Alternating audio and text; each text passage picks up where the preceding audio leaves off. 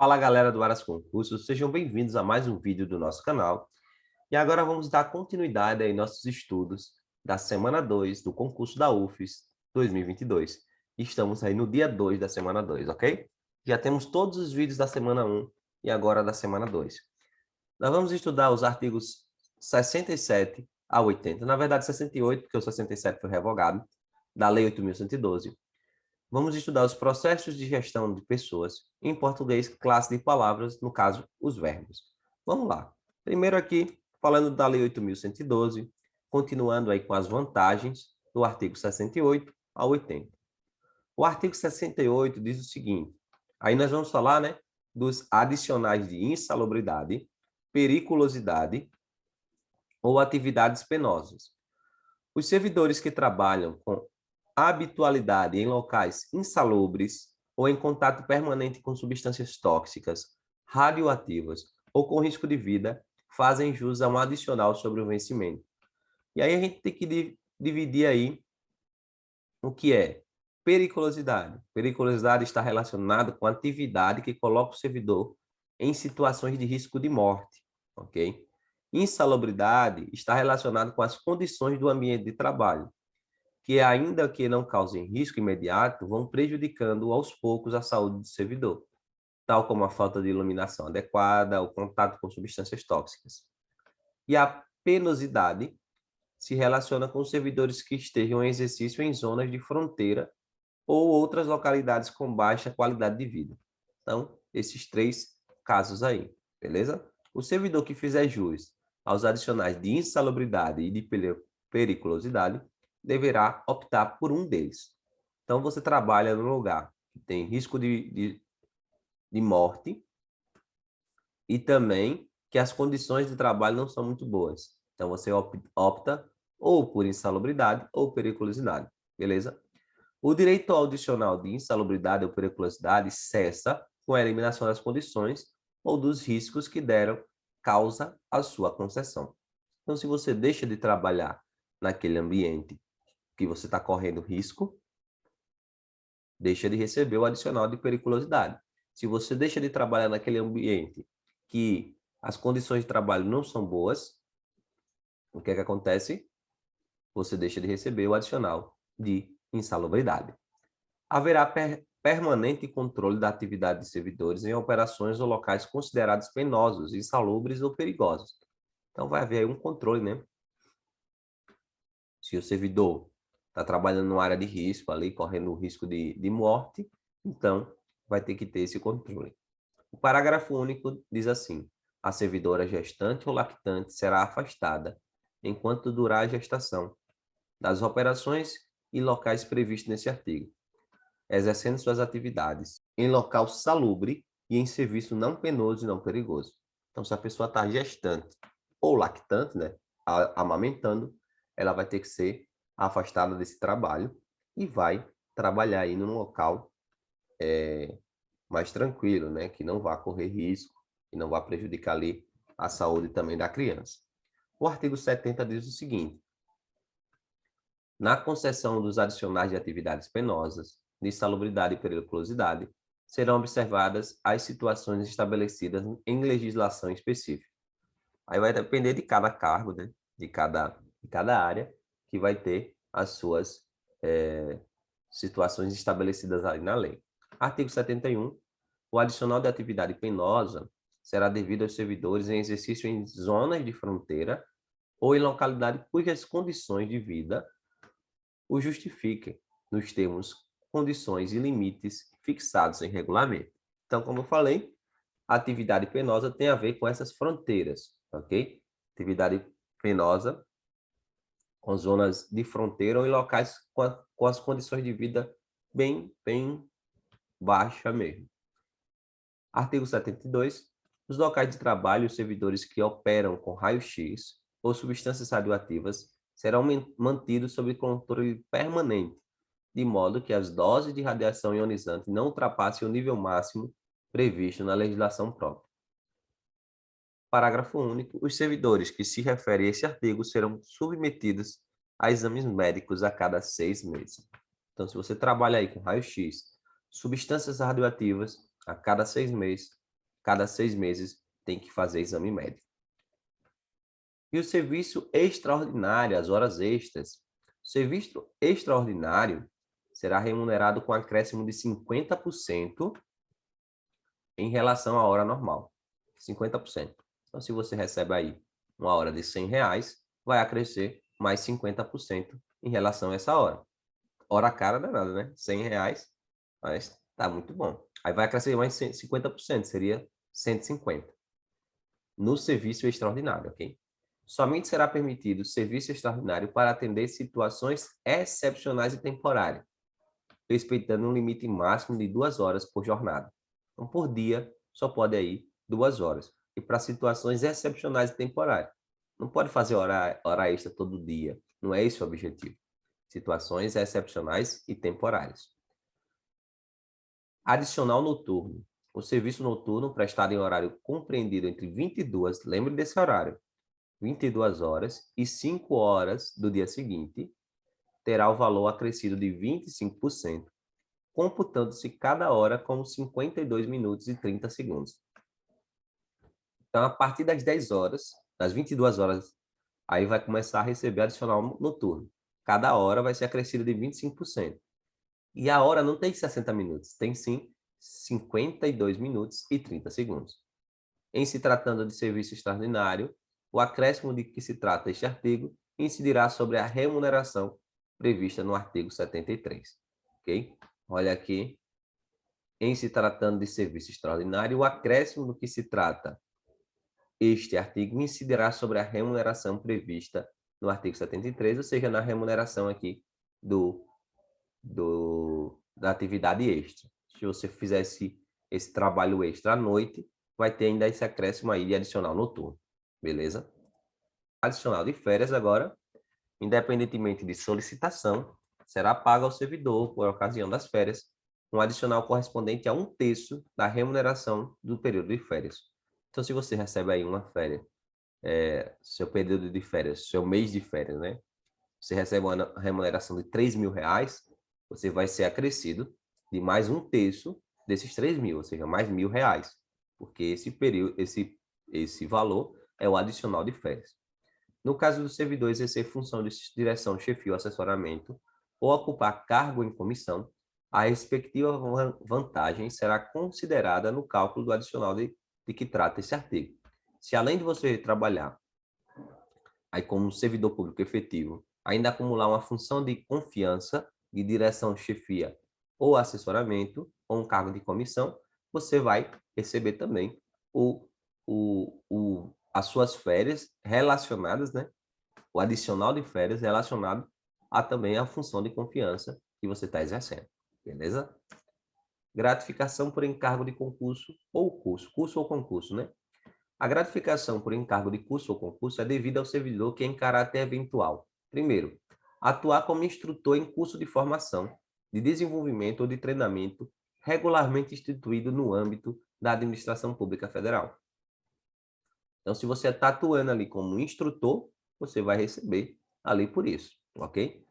Também quem participar de banca examinadora ou de comissão para exames orais, para análise curricular, para correção de provas discursivas, para elaboração de questões de provas ou para julgamento de recursos intentados por candidatos. Se você participa de uma banca examinadora, também você pode receber aí essa gratificação por curso ou concurso.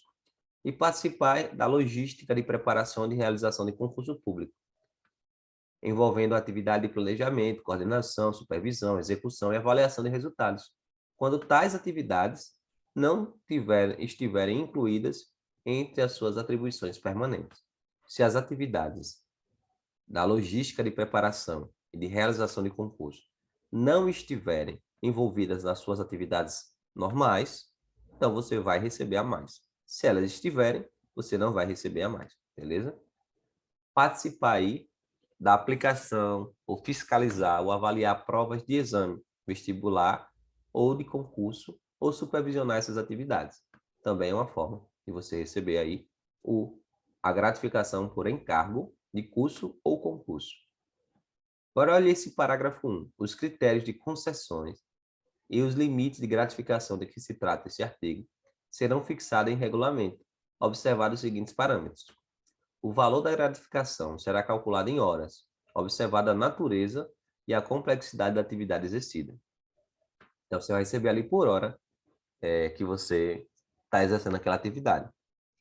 A retribuição não poderá ser superior a 120 horas de trabalho anuais, ressalvada a situação de excepcionalidade, devidamente justificada e previamente aprovada pela autoridade máxima do órgão ou entidade, que poderá autorizar o acréscimo de até 120 horas de trabalhos anuais. Então, a retribuição não pode ser mais de 120 horas por ano, mas em uma situação excepcional, a autoridade máxima pode autorizar mais de 120 horas, ok?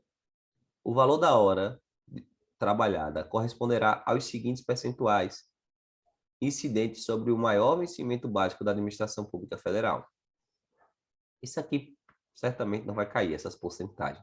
2,2 dos inteiros de 0,2%, em se tratando das atividades previstas nos incisos 1 e 2 do caput deste artigo. Então, aqui, no caso de atuar como instrutor e atuar participando aqui da banca examinadora, são esses percentuais aqui. 2,2 em se tratando de atividade do inciso 1 e 2. E 1,2 em se tratando de atividade prevista nos incisos 3 e 4 do caput deste artigo. Isso aqui certamente não será cobrado. Mas é bom a gente lembrar, né? A gratificação por encargo de curso ou concurso somente será paga se as atividades, olha aí, esse é um ponto importante. Se as atividades referidas nos incisos do caput deste artigo forem exercidas sem prejuízo das atribuições do cargo de que o servidor for titular, devendo ser objeto de compensação de carga horária quando desempenhadas durante a jornada de trabalho, na forma do parágrafo 4 do artigo 98.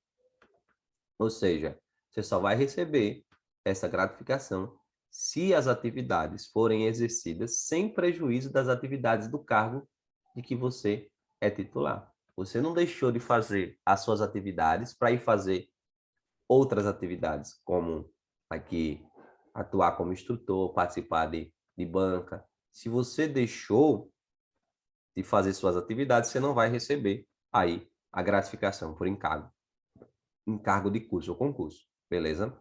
A gratificação por encargo do curso ou concurso não se incorpora ao vencimento ou salário do servidor para qualquer efeito e não poderá ser utilizada como base de cálculo para quaisquer outras vantagens. Também não vai se incorporar, porque é um negócio temporário, né?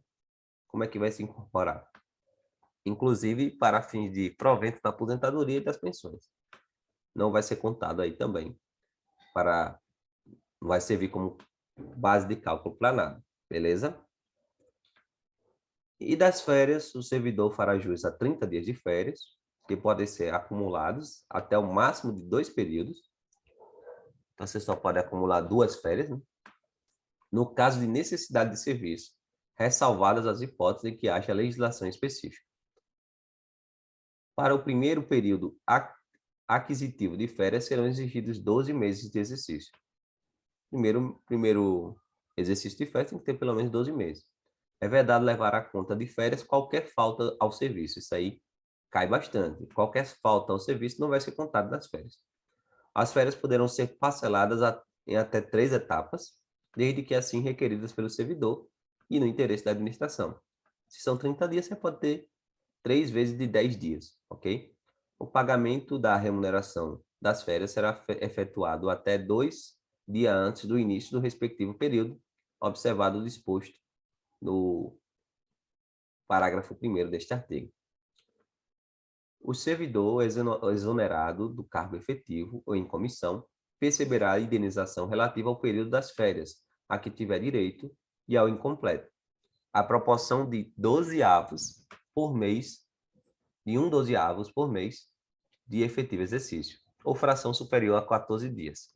Então, o servidor aí que foi exonerado aí no cargo efetivo ou em comissão, né, ele vai receber as férias. E se ele trabalhou 1 ano e 6 meses, ele vai receber 1 ano e 1/12 relacionado a cada mês desses 6 meses, ok? E lembrando que uma fração superior a 14 dias, a partir de 15 dias, já é contado como um mês, beleza? A indenização será calculada com base na remuneração do mês em que for publicado o ato. Então, aí, as férias serão pagas de acordo com a remuneração do último mês aí do servidor, que vai ser exonerado. Em caso de parcelamento, o servidor receberá o valor adicional previsto no inciso 17 do artigo 7 da Constituição, quando da utilização do primeiro período. Caso ocorra parcelamentos, os valores relativos às férias serão creditados quando da utilização da primeira etapa, devendo ser observada a antecedência mínima de 2 dias. O servidor que opera direto e permanente com raio-x ou substâncias radioativas gozará de 20 dias consecutivos de férias por semestre de atividade profissional, proibido em qualquer hipótese a acumulação. Então, o servidor aí que trabalha com raio-x ou substâncias radioativas, 20 dias de férias a cada 6 meses, beleza? O artigo 80, as férias somente poderão ser interrompidas por motivo de calamidade pública, comoção interna, convocação para júri, serviço militar ou eleitoral, ou por necessidade do serviço declarado pela autoridade máxima do órgão ou entidade. Então, veja as condições aí para as férias serem interrompidas. Isso cai bastante. O restante do período interrompido será gozado de uma só vez, observado o artigo 77. Então, esses foram os artigos aí relacionados os últimos artigos, né, relacionados às vantagens do servidor, gratificações adicionais. E agora vamos para os conhecimentos específicos. Vamos falar de gestão de pessoas. Gestão de pessoas é a função gerencial que objetiva o relacionamento entre as pessoas que atuam nas empresas em busca dos objetivos das organizações e dos indivíduos. A gestão de pessoas é um conjunto de atitudes, métodos, técnicas e práticas definidas com a intenção de gerenciar os comportamentos internos e potencializar o recurso humano na empresa ou organização pública. Quando a gente fala de gestão de pessoas, não estamos falando de um departamento ou a repartição da organização. Em outros aspectos, a gestão de pessoas trabalha nas seguintes áreas: a harmonização da equipe, gerenciamento dos conflitos, identificar o potencial dos colaboradores e delegar as tarefas de acordo com os talentos e fragilidades de cada um, dinamizar a comunicação entre os colaboradores da organização e motivar e engajar todos com os objetivos organizacionais. Então, a gestão de pessoas está relacionada, não é um departamento. Isso envolve toda a organização. É diferente dos recursos humanos. Antes existia, hoje ainda existe, mas cada vez menos, o Departamento de Recursos Humanos. Mas existem diferenças. Para entender ainda melhor o conceito de gestão de pessoas, vale lembrar do tradicional RH, Recursos Humanos, existente em muitas empresas, mas cada vez mais em extinção. O RH era responsável, era um departamento, né, pela contratação e avaliação, pagamento, regularizações e várias outras funções administrativas relacionadas às pessoas que faziam parte da empresa. Então, o RH só trabalhava com isso. O setor de recursos humanos realiza suas funções de acordo com as necessidades da empresa, ou seja, ela trabalha com as atividades pré-determinadas, fazendo apenas trabalhos administrativos. Então, esse é o RH. Mas a diferença de recursos humanos e gestão de pessoas é a seguinte: na gestão de pessoas, os colaboradores são vistos como parceiros da instituição. Nos recursos humanos, como o próprio nome diz, as pessoas são vistas como recursos. Então, veja aí a diferença. Recursos humanos, empregados isolados nos cargos, horário rigidamente estabelecido, preocupações com as com as normas e regras, subordinação ao chefe, fidelidade à organização, dependência da chefia, alienação à organização, em relação à organização, ênfase na especialização, executores de tarefa, ênfase nas destrezas manuais e na mão de obra. Já na gestão de pessoas, as pessoas são encaradas como parceiros, colaboradores, agrupados em equipes. Metas negociadas e compartilhadas, preocupação com o resultado, atendimento e satisfação do cliente, vinculação à missão e à visão, interdependência entre colegas e equipe, participação e comprometimento, ênfase na ética e na responsabilidade, fornecedores de atividade, ênfase no conhecimento, inteligência e talento. Então, veja, uma coisa mais moderna. As pessoas são mais participativas. Não há mais aquele cargo isolado, empregado isolado ali no seu cargo, na sua especialidade. Não. Tem todo um processo que envolve toda a empresa. Beleza?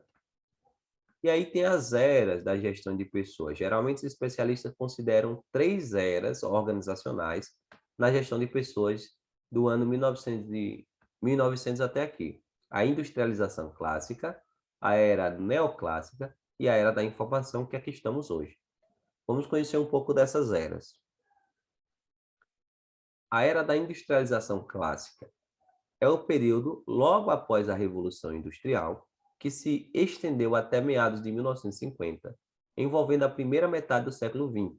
Sua maior característica foi a intensificação do fenômeno da industrialização em amplitude mundial e o surgimento dos países desenvolvidos ou industrializados. Nesse longo período de crise e de prosperidade, as empresas passaram a adotar a estrutura organizacional burocrática, caracterizada pelo formato piramidal e centralizador, com ênfase na departamentalização funcional, na centralização das decisões no topo da hierarquia e no estabelecimento de regras e regulamentos internos para disciplinar e padronizar o comportamento das pessoas. Então, veja que é uma coisa muito rígida, burocrática, centralizada, decisões no topo da hierarquia. A teoria clássica da administração e o modelo burocrático surgiram como uma medida exata para as organizações dessa época. O mundo se caracterizava por mudanças vagarosas, progressivas e previsíveis que aconteciam de forma gradativa, lenta e inexorável. O ambiente que envolvia as organizações era conservador e voltado para a manutenção do status quo. O ambiente não oferecia desafios devido ao relativo grau de certeza quanto às mudanças externas, o que permitia que as organizações se introvertessem e se preocupassem com seus trabalhos internos de produção. Na industrialização clássica, surgem os antigos departamentos de pessoal e, posteriormente, os departamentos de relações industriais. Então, veja que essa industrialização é um processo mecânico. Então, os trabalhos eram trabalhos mecanizados, repetitivos, e por isso exigia essa burocracia, essa rigidez, beleza? E aí destaca-se esse surgimento dos departamentos de pessoal e departamento de relações industriais. Qual é a diferença? O que é o departamento de pessoal? Eram órgãos destinados a fazer cumprir as exigências legais a respeito do emprego, admissão por meio de contrato individual, anotação em carteira de trabalho, contagem das horas trabalhadas para efeito de pagamento, aplicação de advertências e medidas disciplinares pelo não cumprimento do contrato, contagem de férias, etc. Então, esse é o departamento de pessoal. Mais adiante, o departamento de relações industriais assume o mesmo papel, acrescendo outras tarefas como relacionamento da organização com os sindicatos e a coordenação interna com os demais departamentos para enfrentar problemas sindicais de conteúdo reivindicatório. Então, vem essa coordenação aí com o departamento industriais, né? Coordenação das tarefas relacionadas às pessoas, com também os sindicatos e a relação com os departamentos internos. Os departamentos de relações industriais se restringem às atividades operacionais e burocráticas, recebendo instrução da cúpula sobre como proceder. As pessoas são consideradas apêndice das máquinas e meros fornecedores de esforço físico e muscular, predominando o conceito de mão de obra. Então, veja, até aqui, a gente está falando de uma coisa muito rígida, muito as pessoas como recursos, não pessoas como parceiros, como colaboradores. E realmente era assim. A era neoclássica é o período que se estende entre 1950 e 1990, teve início logo depois da Segunda Guerra Mundial, quando o mundo começou a mudar de modo mais intenso, mais rápido. Essa velocidade de mudança aumentou progressivamente. E foi na industrialização neoclássica, que surgem os departamentos de recursos humanos, que substituem os antigos departamentos de relações industriais. Além das tarefas operacionais e burocráticas, os chamados DRH, Departamento de Recursos Humanos, desenvolveram funções operacionais e táticas como órgãos prestadores de serviços especializados, cuidando do recrutamento, da seleção, do treinamento, da avaliação, da remuneração, higiene, segurança do trabalho, relações trabalhistas, sindicais, com variadas doses de centralização e monopólio dessas atividades. Então, aí surge o Departamento de Recursos Humanos, na era neoclássica. E agora, na era da informação, que é o tempo de 1990 até hoje, a principal característica dessa nova era são as mudanças, que se tornam rápidas, imprevisíveis, turbulentas, inesperadas. A tecnologia da informação, integrando a televisão, o telefone, o computador, trouxe desdobramentos imprevisíveis e transformou o mundo em uma verdadeira aldeia global, um impacto comparável ao da Revolução Industrial em sua época. A informação passou a cruzar o planeta em milésimos de segundo. A tecnologia da informação forneceu as condições básicas para o surgimento da globalização econômica. A economia internacional transformou-se em economia mundial e global. A competitividade tornou-se intensa e complexa entre as organizações. O volátil mercado de capitais passou a migrar de um continente para outro em questão de segundos, à procura de novas oportunidades de investimento, ainda que transitórias. Nessa era da informação, surgem as equipes de gestão de pessoas, que substituem aí os recursos humanos, ok? As práticas de recursos humanos são delegadas aos gerentes de linha em toda a organização. Então, veja que agora a gestão de pessoas envolve toda a organização, os quais passam a ser os gestores de pessoas, enquanto as tarefas operacionais e burocráticas não essenciais são transferidas para terceiros, por meio de terceirização. O outsourcing.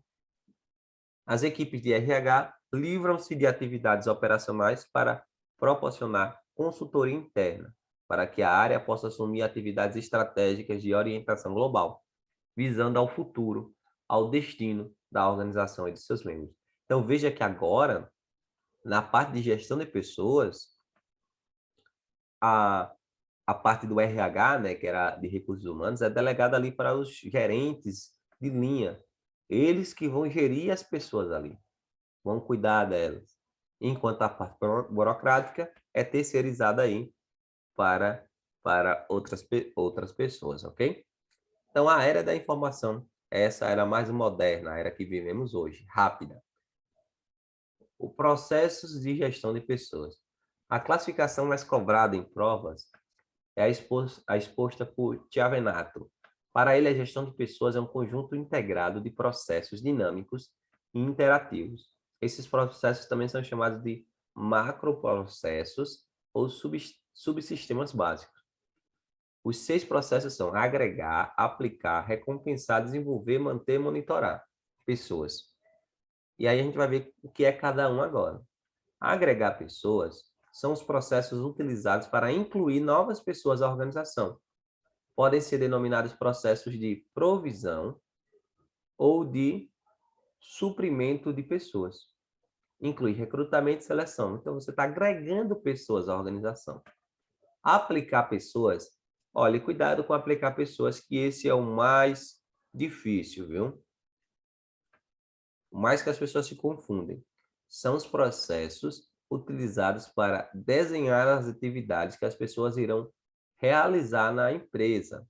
Incluem desenho organizacional de cargo, análise e descrição de cargos, orientação das pessoas, e avaliação de desempenho, ok? Então, tem que lembrar disso. Quando falar de avaliação de desempenho, lembra de aplicar pessoas. Desenho organizacional de cargo, análise de descrição de cargo. Tudo isso tem a ver com aplicar pessoas. Como você vai colocar a pessoa lá no trabalho. Recompensar pessoas. São os processos utilizados para incentivar as pessoas a satisfazer suas necessidades individuais mais elevadas. Inclui recompensas, remuneração e benefícios e serviços sociais.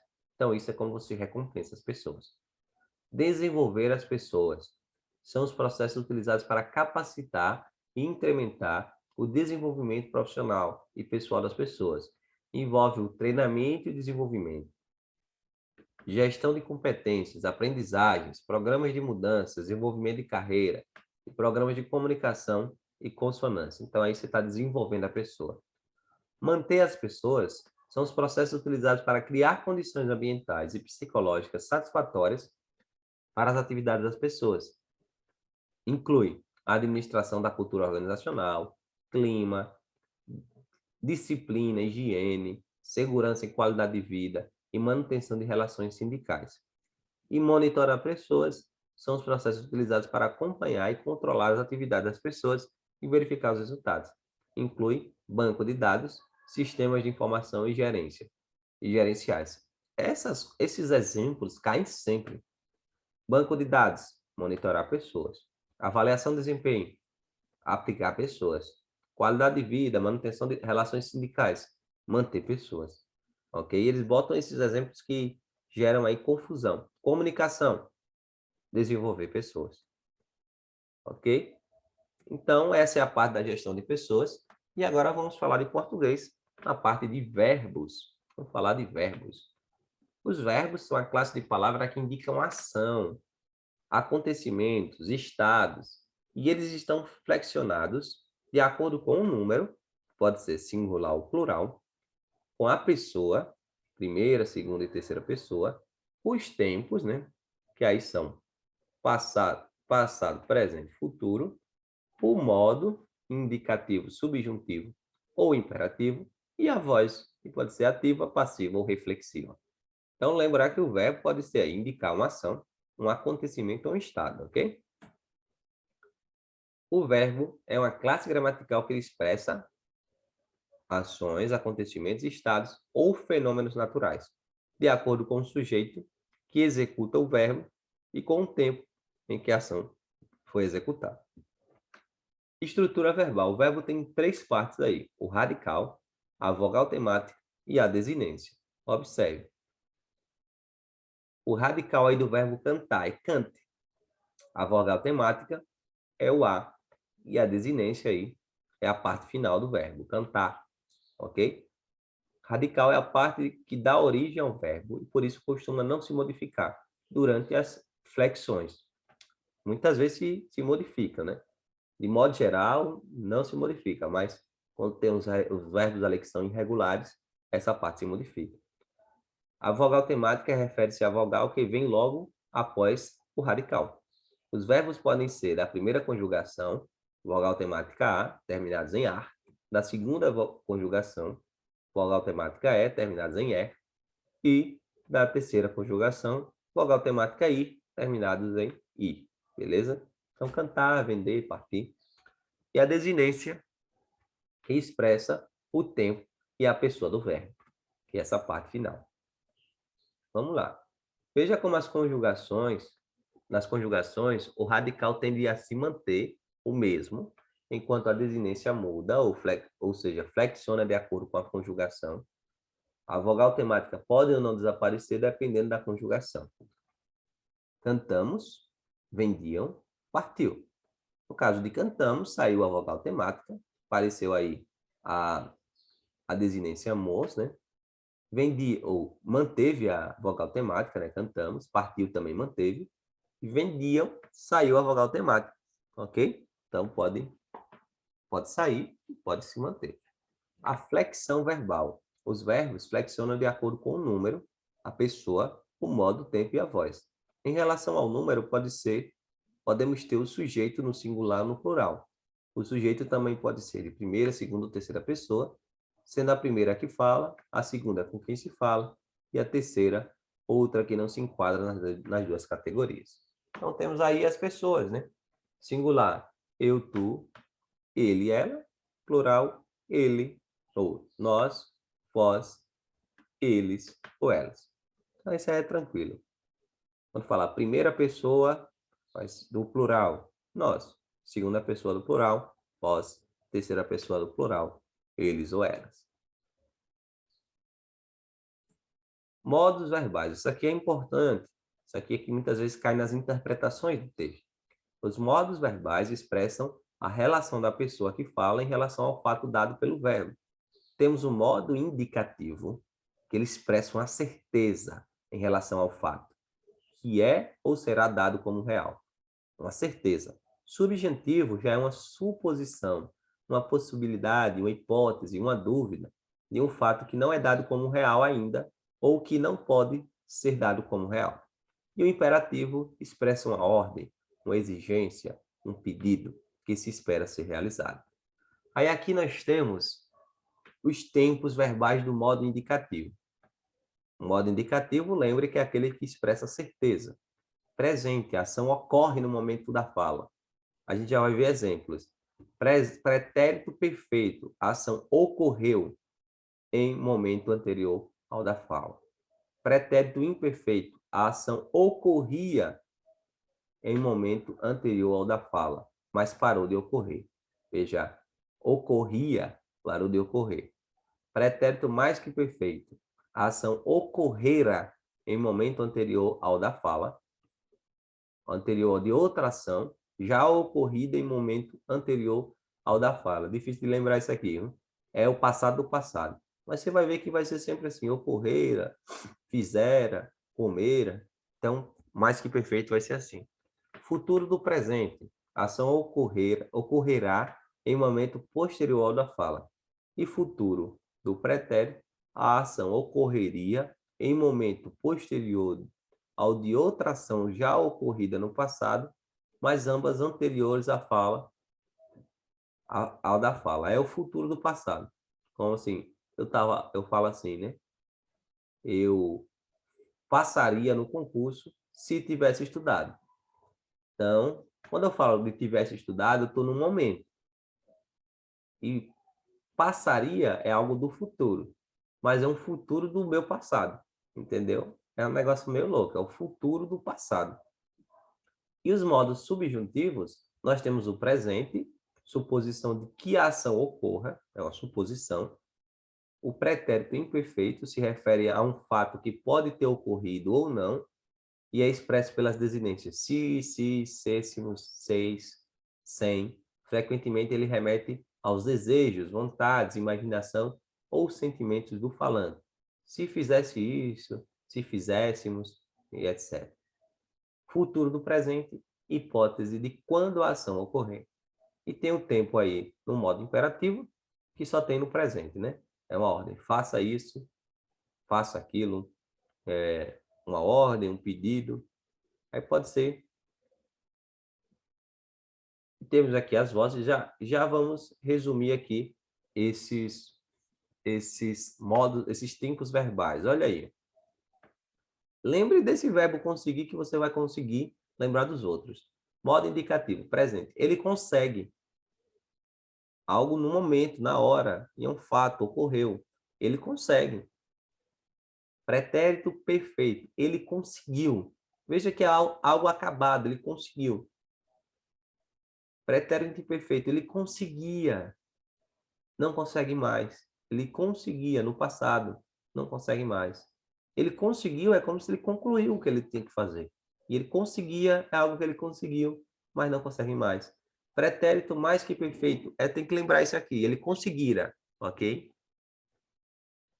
Futuro do presente, aí é o futuro do seu presente, ele conseguirá, com certeza. E o futuro do pretérito, ele conseguiria. Veja, é um futuro do seu passado, ele conseguiria. Aqui embaixo, no modo subjuntivo, presente, que ele consiga. Veja, é um desejo, um sentimento. Eu quero que ele consiga. mas não é uma certeza. Consiga quando? Agora, presente. Subjuntivo, pretérito imperfeito. Se ele conseguisse, lembre que no caso do pretérito imperfeito do subjuntivo aí, vai aparecer sempre o conseguisse, conseguíssemos. Futuro, quando ele conseguir. Então, veja que novamente é modo subjuntivo, então faça uma ideia de hipótese.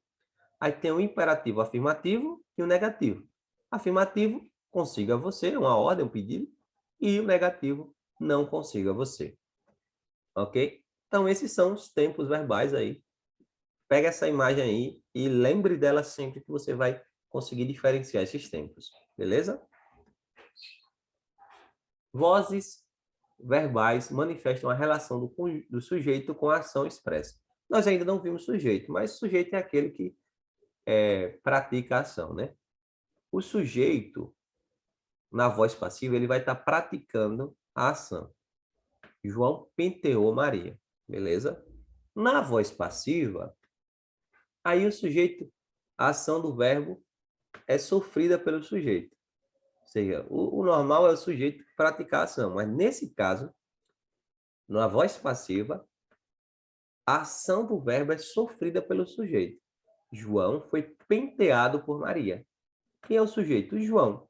E a ação de ser penteado foi sofrida por João. Ok? João penteou Maria e João foi penteado por Maria. João penteou Maria, João está praticando a ação. João foi penteado por Maria, João está sofrendo a ação. E tem também a voz reflexiva, que a pessoa pratica e sofre a ação ao mesmo tempo. E João se penteou. Ele penteou e foi penteado. Essas são as três vozes aí. Voz ativa, sujeito pratica a ação do verbo, né? A voz passiva, a ação do verbo é sofrida pelo sujeito. E a reflexiva, a ação do verbo é sofrida e praticada pelo sujeito. Beleza? E aqui algumas classificações dos verbos. Tem os verbos regulares, são aqueles que... Deixa eu botar isso aqui.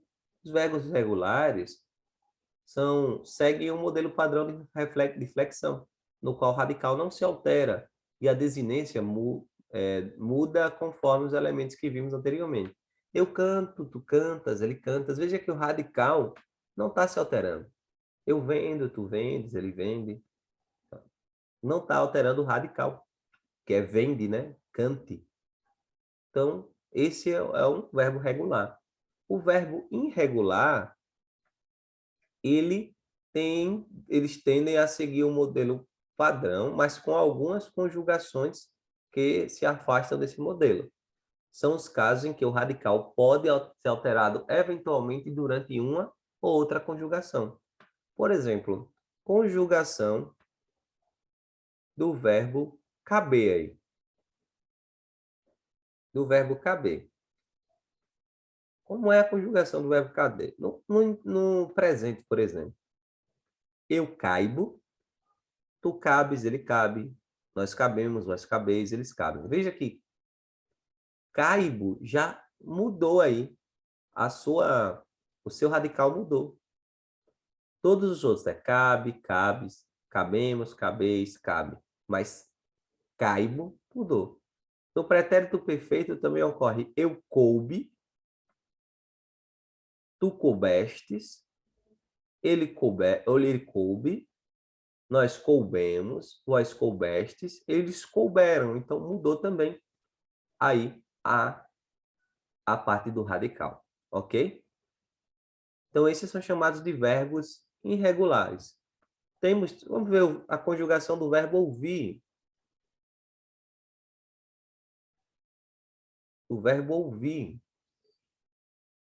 Conjugação do verbo ouvir, por exemplo, eu ouço, tu ouves, ele ouve, nós ouvimos, vós ouves, eles ouvem. Veja que ouço, o radical mudou. Então, aí, ele é um verbo irregular, beleza? Verbos anômalos. Alguns gramáticos consideram como anômalos os verbos com mais de um radical. fazendo com que não tenha um padrão definido nas conjugações, enquanto outros consideram anômalo qualquer verbo que não apresente um padrão definido, sem necessariamente ter mais de um radical. Olha o verbo ser, conjugação do verbo ser. Conjugação do verbo ser. Eu sou, tu és, ele é, nós somos, vós sois, eles são. Então veja que aí não há, ele tem mais de um radical, né? E aí pode ser considerado como anômalo, aí de acordo com alguns gramáticos, né? Outros consideram anômalos qualquer verbo que não apresente um padrão definido.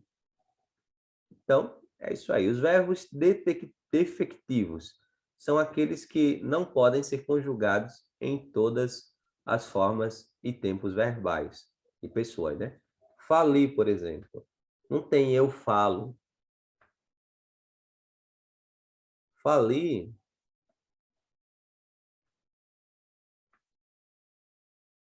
por exemplo, no presente, nós só vamos ter nós falimos, vós falis. Agora não temos o eu, o tu, o ele, nem o eles, ok? E os verbos abundantes têm mais de uma forma equivalente para a mesma conjugação em determinados casos. Entregar, aí tem entregado e entregue. Pagar, pagado e pago. Haver, havemos e hemos. Esse hemos é diferente, né? Que a gente não é acostumado a ver. Mas, essas são as formas de verbo. Então, lembrar mais aí dos regulares, dos irregulares, dos defectivos, abundantes. Esse anômalo aí, quando tem essa questão de um gramático acreditar em uma coisa, outro em outra, é mais complicado. Beleza, gente? Também temos as formas verbais. Estava esquecendo essa. Pode ser infinitivo, que é o ato verbal em si, e pode ser usado como substantivo, cantar, vender, partir. O gerúndio, que é o ato verbal em curso, e pode ser usado como advérbio, cantando, vendendo, partindo. E o particípio, que é o ato verbal enquanto resultado, e pode ser usado como adjetivo, brincado, vendido, partido. Essas formas verbais não exprimem o tempo, em nenhum modo, dependendo do contexto em que aparece. Podem, inclusive, desempenhar a função de substantivo, ao invés de ser verbo em certos contextos. Então, cuidado aí com as formas verbais. As locuções verbais são as combinações de um verbo auxiliar com o verbo principal, ou seja, dois ou mais verbos juntos. O verbo principal permanece em sua forma nominal, cabendo ao verbo auxiliar ser conjugado de acordo com o tempo e modo adequado. Então, as locuções verbais aí, elas vão ter aí a combinação de um verbo auxiliar com o verbo auxiliar com o verbo principal. O verbo auxiliar, ele vai ser flexionado, né? O verbo auxiliar vai ser flexionado, e já o verbo principal vai permanecer aí de acordo com o tempo e modo adequado. O verbo principal permanece em sua forma nominal, cabendo ao verbo auxiliar ser conjugado de acordo com o tempo e modo adequado. Por exemplo, o pedreiro veio resolver o problema. Veja, o pedreiro veio. O veio, ele é o verbo auxiliar. Resolver, está no infinitivo aí, ele é o verbo principal. Os atletas estão ganhando massa muscular. Veja que o verbo principal é o ganhando e o estão, ele está aí concordando aí com atletas, ok? Então, ele que está sendo flexionado, ele que está sendo conjugado, né? O aluno foi recebido. Então, o aluno foi recebido, ele que está sendo, o foi aí que está sendo conjugado, recebido está aí no particípio. Então, essas são locuções verbais. O verbo auxiliar junto com o verbo principal. Os verbos impessoais, esses caem bastante. Como o nome diz, não possuem sujeito, não tem uma pessoa. Eles são a base das orações sem sujeitos e são considerados defectivos, isto é, verbos que não são conjugados em todas as formas previstas pelo paradigma, como os verbos abolir, precaver, chover, entre outros. Exemplos de verbos impessoais. O velho verbo haver, no sentido de existir. Havia fotos espalhadas pela casa. Então, haver aí, existiam fotos espalhadas pela casa. Quando o haver está no sentido de existir, não há concordância nominal. Ou seja, o verbo haver permanece no singular, já que é impessoal. E por isso não tem sujeito com quem concorda. Então, ó, havia fotos. Havia foto, havia foto pela casa e havia fotos espalhadas pela casa. Não é haver no sentido de existir? Então, não vai ficar no plural, ok? Há momentos que precisamos rever nossas atitudes. O A está no singular porque não tem sujeito com quem ele concorde. Porque A está aí no sentido de existir. Haver no sentido de existir. Houve muitos momentos que as pessoas pararam de conversar. Esse é o certo. E não houveram muitos momentos. Porque houve aí, está no sentido de existir. Existiram muitos momentos que as pessoas pararam de conversar. Agora, se aparecer o verbo existir, aí sim, ele vai mudar. Então, existe momento... Deixa eu ver aí em cima, né? Havia fotos espalhadas pela casa. Então, existiam fotos. Existir vai flexionar. Vai passar aí para o plural. Mas havia não, ok? E os verbos também que expressam aí fenômenos da natureza, eles são impessoais. Chover, relampejar, repangalejar, né? Trovejar, ventar, nevar, gear. Todos esses aí são verbos impessoais, beleza? Pois choveu muito à noite. Não tem sujeito. Não tem. Relampejou a noite toda. Não tem sujeito.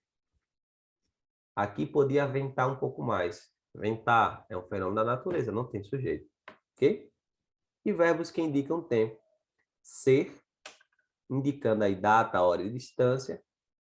São 5 quilômetros até o município de Franco da Rocha. É um verbo aí também impessoal, não tem sujeito. Carla disse que já são 5 horas. Então veja que está indicando aí horas, distâncias, ok? Fazer no sentido de tempo. Faz muito tempo que não nos vemos. Faz muitos anos que não como carne. Veja que faz muito, faz muitos, porque o faz está no sentido de tempo. Logo, não vai mudar aí não vai mudar aí para o plural, ok? Note que da mesma forma do verbo haver, o verbo fazer, nesse sentido é impessoal e não deve ser flexionado para o plural. Fazem muitos anos. Fazem muitos anos estaria errado, porque passa a ideia aí de tempo, beleza? E as locuções verbais, como a gente citou lá, né? Era para isso aqui tá, esse slide tá aqui. Locuções verbais é aí o verbo auxiliar acompanhando o verbo principal. Deve haver uma borracharia por aqui. Então, deve haver é uma locução verbal. Vai fazer também é uma locução verbal. É relevante ressaltarmos que o verbo existir não é impessoal e, portanto, é conjugado normalmente em concordância com o sujeito. Então, existir, como eu falei, vai concordar com o sujeito. Existem muitas crianças. Existem muitos motivos. Existe uma cidade no interior. Então, aí vai concordar, beleza? Então, as locuções verbais também são impessoais aí. E agora, no próximo vídeo, nós teremos aí uma série de questões, né, da Lei 8.112, os conhecimentos específicos e de português aqui. Já está tudo preparadinho aqui, essa série de questões para respondermos. Beleza? Vai sair o próximo vídeo aí com a resolução. Lembrando, se você quiser adquirir o material da última semana, deixa eu voltar aqui, basta você clicar no link que está aí abaixo. Esse material eu estou finalizando e logo mais vou deixar também o link aí para você adquirir. Então é isso aí, gente. Se inscreva no canal, deixe seu like. Valeu. Tchau, tchau.